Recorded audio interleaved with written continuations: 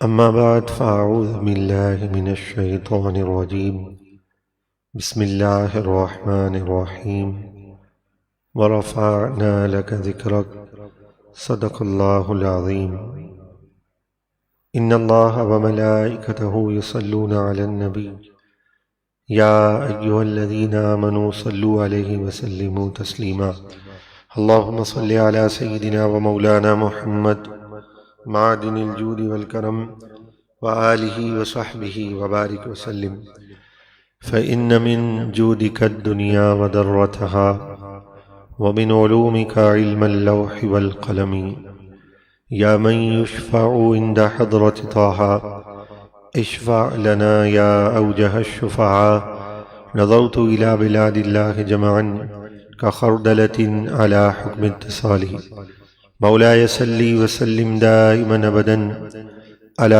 حبيبك خير الخلق كلهم۔ خالق کائنات جل جلالہ و عم نوالہ کا بے حد احسان ہے کہ اس کی توفیق سے خوش بختوں نے فجر کی نماز باجماعت ادا کی۔ اللہ تبارک و تعالی ہم سب کی نمازوں کو، روزوں کو، تراویح کو قبول اور منظور فرمائے، اور رب العالمین محبوب صلی اللہ علیہ وآلہ وسلم کی ختم نبوت کے عقیدے کے تحفظ کے لیے ہمیں اپنا کردار ادا کرنے کی توفیق عطا فرمائے۔ چنانچہ ارشاد فرمایا ایاک نعبد و ایاک نستعین۔ گزشتہ درس میں اس بات کا ذکر تھا کہ مالک یوم الدین، قیامت کے دن کا مالک اللہ تبارک و تعالی ہے، تو انسان کو یہ بات ہمیشہ ذہن میں رکھنی چاہیے کہ وہ رحمان اور رحیم ہے، اس کی رحمتیں وسیع ہیں، وہ بندوں پر کرم فرماتا ہے۔ تو اس کے معنی یہ نہیں کہ اب وہ اپنے آپ کو آزاد خیال کرے اور جیسے چاہے اپنی زندگی بسر کر لے۔ فرمایا ایسا نہیں ہے، بلکہ قیامت کے دن اسے جواب دینا ہوگا۔ اس لیے فرمایا کامیابی اسی چیز کا نام ہے کہ اللہ کا خوف بھی ہو اور رب کی رحمت پر امید بھی ہو۔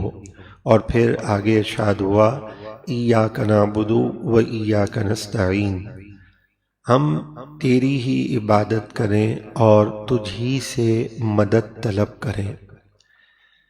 عبادت کس چیز کا نام ہے؟ فرمایا انتہا درجے کی تعظیم، یہ عبادت ہے۔ اور عبادت کس طرح کرنی چاہیے؟ فرمایا عبادت اس انداز میں ہو کہ جب تو رب کی بارگاہ میں ہو تو عبادت کا انداز یہ ہو کہ تو رب کو دیکھ رہا ہے۔ محبوب صلی اللہ علیہ وآلہ وسلم نے اس انداز میں ترغیب ارشاد فرمائی، اور حدیث جبریل میں جس کا ذکر ہے، فرمایا اس طرح عبادت ہو کہ تو رب کو دیکھ رہا ہے۔ اگر یہ نہ ہو سکے تو پھر یہ درجہ تو ہو کہ تیرا رب تجھے دیکھ رہا ہے، اللہ دیکھ رہا ہے۔ یہ ایک حسین تصور ہے، اور ہمارے عنوان کا محور اور مرکز بھی یہی ہے کہ محاسبہ اور آئندہ کے لیے عزم۔ تو یہ محاسبہ اور آئندہ کے لیے عزم جو ہے یہ کسے نصیب ہوتا ہے؟ جسے یہ حسین تصور اور یہ پاکیزہ خیال، یہ پاکیزہ فکر نصیب ہو جائے کہ اللہ دیکھ رہا ہے۔ تو عبادت صرف رب العالمین کے لیے ہے، اور عبادت اسے کہتے ہیں کہ اس درجے کی، انتہا درجے کی تعظیم یہ عبادت کہلاتی ہے۔ پیارے بھائیوں، میں بہت اہم بات عرض کرنے لگا ہوں، اور ہو سکتا ہے یہ بات زندگی کے کسی موڑ پر آپ کو کام دے۔ بڑی اہم بات ہے، ہو سکتا ہے یہ ایک بات آپ کے ایمان اور عقیدے کے تحفظ کا سبب بن جائے۔ بعض لوگوں کو عبادت اور تعظیم کا فرق معلوم نہ ہو سکا تو ان سے غلطی سرزد ہو گئی۔ عبادت اور تعظیم میں ما بہل امتیاز، جو چیز فرق کرنے والی ہے، عبادت اور تعظیم میں جو چیز فرق کرنے والی ہے وہ چیز نیت ہے۔ یہ بات ذہن میں رکھیے گا، اور اگر انسان اس چیز کو نہیں سمجھتا تو پھر وہ تنگ نظری کا شکار ہو جاتا ہے، پھر وہ صحیح کو غلط سمجھنے لگتا ہے۔ مفتی احمد یار خان نعیمی رحمت اللہ تعالی علیہ، آپ نے تحریر کیا کہ ایک شخص نبی پاک علیہ الصلوۃ والسلام کی بارگاہ میں حاضر تھا، اور وہ ہاتھ باندھ کر درود و سلام کا نذرانہ پیش کر رہا تھا۔ وہاں پر مقرر جو شرطی پولیس والا تھا وہ کہنے لگا، ایش ہاذا، یہ تم کیا کرتے ہو؟ شرک، یہ تو تم شرک کر رہے ہو کہ ہاتھ باندھ کر تم اس طرح کھڑے ہو کہ جیسے نماز کی حالت میں کھڑے ہوتے ہیں، اور یہ شرک ہے۔ تو وہ شخص جو بارگاہ رسالت میں درود و سلام کا نذرانہ پیش کر رہا تھا، اس نے بڑی پیاری بات کہی، اس نے اصول اور لاجک کی بات سمجھائی، اور اس نے کہا، دیکھو بات یہ ہے کہ تمہارا اعتراض یہ ہے کہ میں اس بارگاہ میں اس طرح کھڑا ہوں جیسے نماز میں کھڑے ہوتے ہیں، یعنی ہاتھ باندھ کر۔ اچھا، اب میں اگر ہاتھ کھول کر کھڑا ہو جاؤں تو پھر یہ بھی تو نماز جیسی ہی صورت ہوگی، اس لیے کہ جو امام مالک رضی اللہ تعالیٰ عنہ کے فالوورز ہیں، جو ان کے ماننے والے، جو ان کے مقلد ہیں، وہ حدیث پر عمل کرتے ہوئے جب وہ قیام کرتے ہیں تو اپنے ہاتھ نہیں باندھتے، دونوں ہاتھ چھوڑ دیتے ہیں۔ تو یہ بھی تو قیام نماز جیسی صورت ہے۔ اب بتاؤ، کیا میں اپنے یہ دونوں ہاتھ کھول کر کھڑا ہوں تو بھی نماز جیسی صورت ہے؟ جیسے میں پہلے کھڑا تھا ایسے تمہیں اعتراض ہوا، اب میں دونوں ہاتھ اوپر لے جاؤں اور سینے پہ باندھ کے کھڑا ہو جاؤں تو جو امام شافعی رضی اللہ تعالیٰ عنہ کے فالوورز ہیں، جو اس حدیث پر عمل کرتے ہیں کہ قیام میں ہاتھ یہاں رکھنے چاہیے، تو یہ بھی نماز جیسی صورت ہے۔ سینے پہ ہاتھ باندھوں تو بھی نماز جیسی صورت، ناف کے نیچے باندھوں تو بھی نماز جیسی صورت، دونوں ہاتھ کھول دوں پھر بھی نماز جیسی صورت۔ پھر آپ نے فرمایا، مجھے بتاؤ، کیا میں اس بارگاہ میں اس طرح کھڑا ہوں کہ ایک ہاتھ اپنے پیٹ پر اور دوسرا اپنی پیٹھ پر رکھ کر کھڑا ہوں؟ بس اگر سمجھدار ہو تو بات تو سمجھ میں آنے والی ہے۔ پھر آپ نے بڑی پیاری بات ارشاد فرمائی، اور آپ نے فرمایا، بات یہ ہے کہ تعظیم اور عبادت میں فرق کرنے والی جو چیز ہے وہ نیت ہے۔ میں محبوب علیہ السلام کی بارگاہ میں ادب سے کھڑا ہوں، اس نیت سے نہیں کھڑا کہ میں حضور علیہ الصلوۃ والسلام کو الہ اور معبود سمجھتا ہوں، میں اس نیت سے نہیں کھڑا ہوا، میں تو محض تعظیم کے لیے کھڑا ہوا ہوں۔ اور اگر پیارے بھائیوں ہم نے تعظیم اور عبادت میں فرق نہ سمجھا تو پھر تو کوئی بھی مسلمان ہی نہیں ہوگا، پھر تو سارے ہی مشرک ہو جائیں گے۔ اس لیے کہ کوئی شخص اپنے والد کے ادب میں کھڑا ہو گیا، صحابہ علیہم رضوان بھی محبوب علیہ الصلوۃ والسلام تشریف لاتے ادب سے کھڑے ہو جاتے۔ سیدہ کائنات سیدہ فاطمہ الزہرا رضی اللہ تعالیٰ عنہ کھڑے ہو کر استقبال کرتی۔ اب بتائیے کوئی تعظیم کے لیے اگر کھڑا ہو جائے تو سارے ہی مسلمان بڑے کا ادب کرتے ہیں، اس کی تعظیم میں کھڑے ہوتے ہیں، اور اگر بڑوں کا ادب نہ ہو تو ادب نہیں تو کچھ بھی نہیں، با ادب با نصیب ہوتا ہے۔ تو آپ بتائیے پھر کس کا اسلام باقی رہے گا؟ تو ہمیشہ یاد رکھیے کہ تعظیم اور عبادت میں جو چیز فرق کرنے والی ہے وہ نیت ہے۔ تو جو مسلمان مصطفیٰ جان رحمت پر لاکھوں سلام پڑھتے ہوئے ادب سے ہاتھ باندھتا ہے تو اسے مبارک ہو، اس لیے کہ وہ قرآن پر عمل کرتا ہے کہ قرآن نے فرمایا وَتُعَزِّرُوهُ وَتُوَقِّرُوهُ کہ محبوب علیہ السلام کی تعظیم اور توقیر بجا لاؤ۔ یہ تعظیم اور توقیر یہ ادب ہی کی تو منزل ہوتی ہے جو انسان کو کامیاب کرا دیتی ہے، ورنہ یاد رکھیے اگر ادب کی منزل انسان کو نصیب نہ ہو اور نبی پاک علیہ السلام کا، اولیاء کاملین کا اگر اسے ادب نصیب نہ ہو اور وہ دین کی صحیح فکر نہ سمجھ سکا تو پھر بعض اوقات رب العالمین اپنی قدرت سے آنکھیں کھولنے کے لیے لوگوں کو وہ مناظر دکھا دیتا ہے کہ دیکھو جو میرے محبوب کے ادب سے محروم ہیں وہ قرآن کے ادب سے بھی محروم ہوتے ہیں، اور جس کے پاس ادب نہ ہو تو پھر وہ منزل کیسے پائے گا؟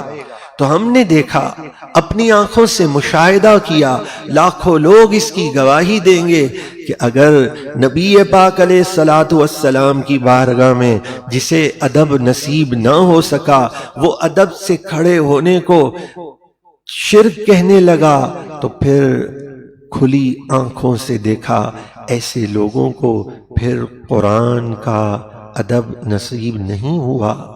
وہ مناظر دیکھے کہ الامان والحفیظ قرآن کریم کو معاذ اللہ کہتے ہوئے زبان بھی لڑکھڑا جائے، قرآن کریم کو وہ نعوذ باللہ چپلوں کے اسٹینڈ پر رکھنے کے لیے بھی تیار ہو گئے، معاذ اللہ نعوذ باللہ۔ مسجد نبوی شریف میں قرآن کریم کو تکیہ بھی بنا لیا، نعوذ باللہ من ذالک۔ یہ کیوں ہوا؟ یہ اس لیے ہوا کہ جب ادب اور تعظیم میں فرق نہ سمجھا، جب اس چیز کو شرک قرار دیا اور تنگ نظری کا وبال آ گیا تو پھر تباہی پھیل گئی۔ اور مجھے تو افسوس بھی ہے، حیرانگی بھی ہے، اور الفاظ کا چناؤ میرے پاس نہیں، میں کون سے الفاظ استعمال کروں کہ ان دنوں میں جہاں ترکی کا ایک کارنامہ ہے اور وہ نوجوان کو جہاد کی طرف ابھار رہے ہیں اور یہ سلسلہ وار قسطیں شروع ہیں، تو کسی نے بتایا کہ ان قسطوں میں کسی بزرگ کا ذکر ہے اور حضور غوث پاک کا ذکر آ رہا ہے، المدد یا شیخ عبد القادر جیلانی کا ذکر آ رہا ہے، تو لوگ اسے شرک کی بحث میں لے کر چلے گئے۔ اللہ اکبر! کیا اس دور میں بھی اب یہ شرک کی باتیں کرنا ہے؟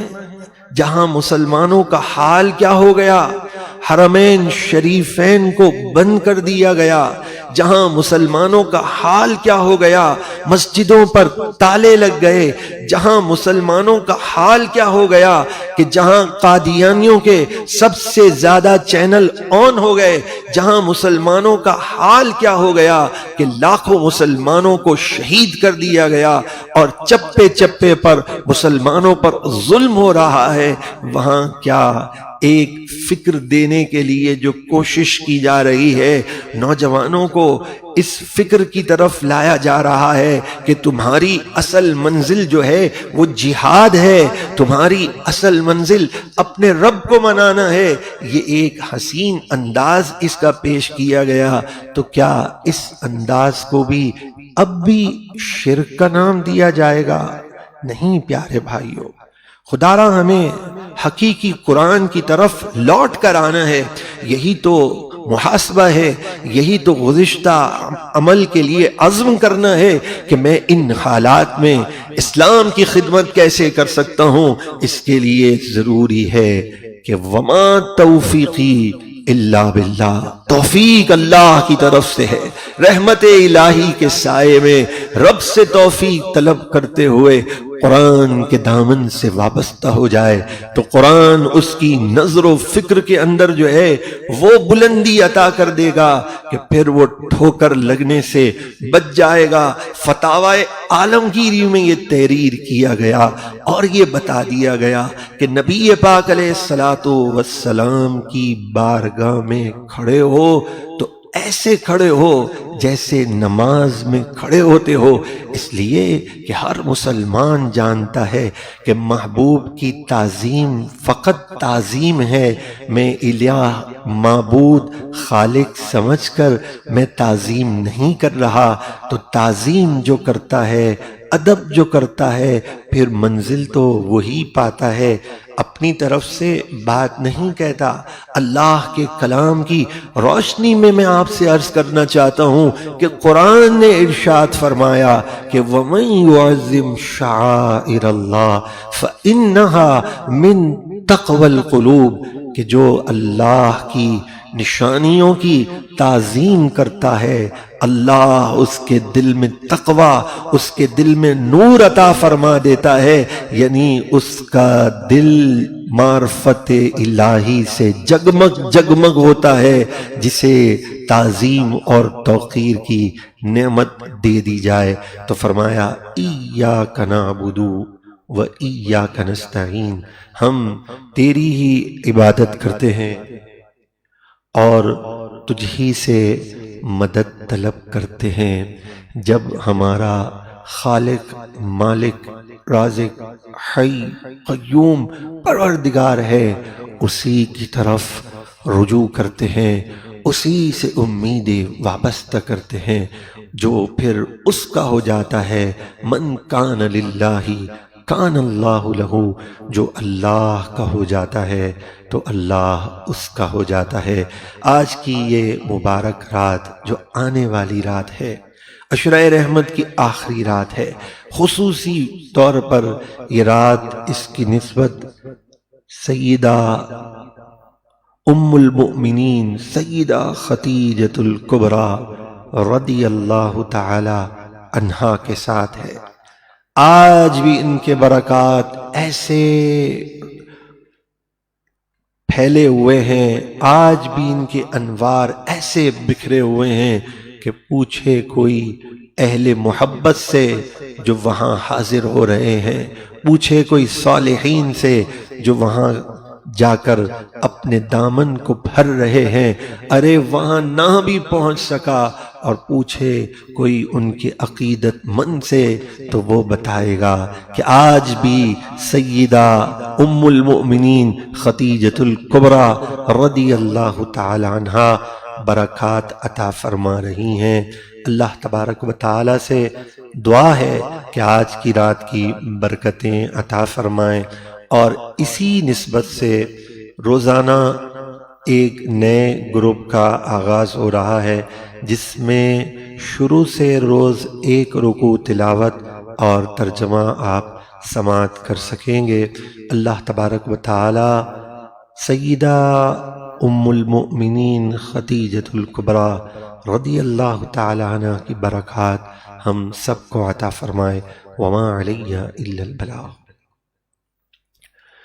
اعوذ باللہ السمیع العلیم من الشیطان الرجیم، اعوذ باللہ السمیع العلیم من الشیطان الرجیم، اعوذ باللہ السمیع العلیم من الشیطان الرجیم، بسم اللہ الرحمن الرحیم، واللہ الذی لا الہ الا هو عالم الغیب والشہادة هو الرحمن الرحیم، هو اللہ الذی لا الہ الا هو الملك القدوس السلام المؤمن المهيمن العزيز الجبار المتكبر سبحان الله عما يشركون. هو الله الخالق البارئ والمصور له الأسماء الحسنى يسبح له ما في السماوات والأرض وهو العزيز الحكيم. صدق الله العظيم. الحمد لله رب العالمين والصلاة والسلام على خاتم النبيين. اللهم صل على سيدنا ومولانا محمد معدن الجود والكرم وآله وصحبه وبارك وسلم صلاة وسلاما عليك يا سيدي يا رسول الله. رب اغفر وارحم وأنت خير الراحمين. رب اغفر وارحم وأنت خير الراحمين. رب اغفر وارحم وأنت خير الراحمين. اللهم ربنا هب لنا من أزواجنا وذرياتنا قرة أعين واجعلنا للمتقين إماما. اللهم ربنا آتنا في الدنيا حسنة وفي الآخرة حسنة وقنا عذاب النار. یا ارحم الراحمین یا ارحم الراحمین یا ارحم الراحمین، ہمارے گناہوں کو معاف کر دے، ہماری خطاؤں کو درگزر فرما۔ اے حی و قیوم، جو ہمارے احباب، ہمارے دوست، بھائی، عزیز و اقربا، محبوب علیہ السلام کے چاہنے والے بیمار ہیں، آفت میں مبتلا ہیں، بلیات میں مبتلا ہیں، اے میرے کریم مالک سب کو شفا عطا فرما۔ یا ارحم الراحمین، قادری فقیروں کی لاج رکھ لے۔ سیدہ ام المؤمنین خدیجۃ الکبریٰ رضی اللہ تعالی عنہا کی برکات ہم سب کو عطا فرما۔ امیر المجاہدین کو ہمیشہ فتح کا جھنڈا، غازی اسلام غازی تنویر احمد قادری کو شاندار رہائی اور ان کی دعاؤں کو قبولیت کا درجہ، ڈاکٹر عافیہ صدیقی اور جتنے بے گناہ قیدی ہیں، اے اللہ سب کو شاندار رہائی عطا فرما۔ کشمیر اور جہاں جہاں مسلمان آباد ہیں، اے میرے کریم مالک، اے میرے کریم مالک سب کی مشکلوں کو آسان فرما، تنگ دستی کا خاتمہ فرما۔ اے اللہ سب کے لیے روزی کمانا آسان فرما۔ اے اللہ اس وائرس کو مسلمانوں کے لیے شفا اور رحمت کا سبب بنا، غیروں اور دشمنان اسلام کے لیے تباہی کا سبب بنا دے۔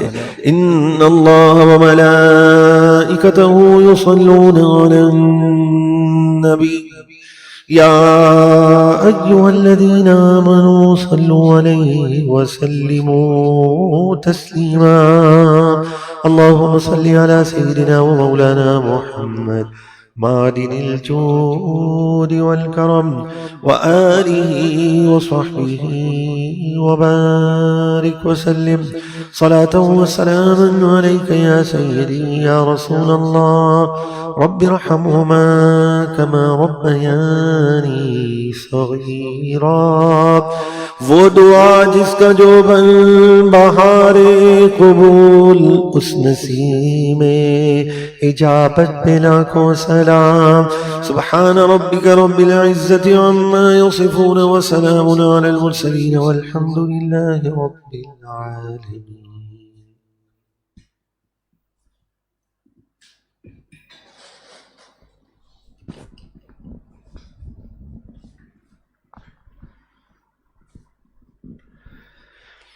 مولاي صل وسلم دائما أبدا على حبيبك خير الخلق كلهم يا أكرم الخلق ما لمن ألوذ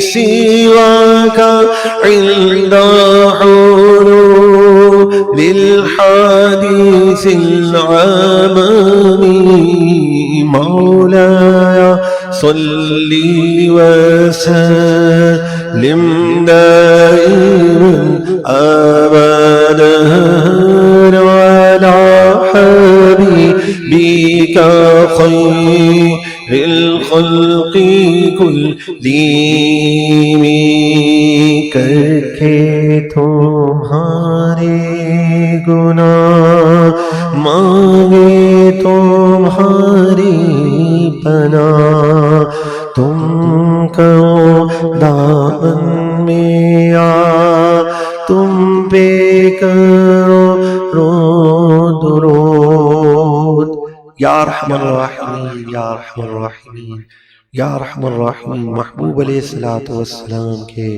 والدین کریمین طیبین طاہرین پر کروڑا کروڑ رحمتیں، امہات المؤمنین سیدہ خدیجۃ الکبریٰ، سیدہ عائشہ، محبوب علیہ الصلوۃ والسلام کے تمام محبوبین، سید الشہداء حضور غوث اعظم امام علی مقام سیدہ فاطمہ الزہرا، ان تمام کی برکات ہمیشہ کے لیے ہم سب کا مقدر اور درود و سلام کی برکت سے دونوں جہاں کی سلامتی عطا فرما برحمتک یا ارحم الراحمین۔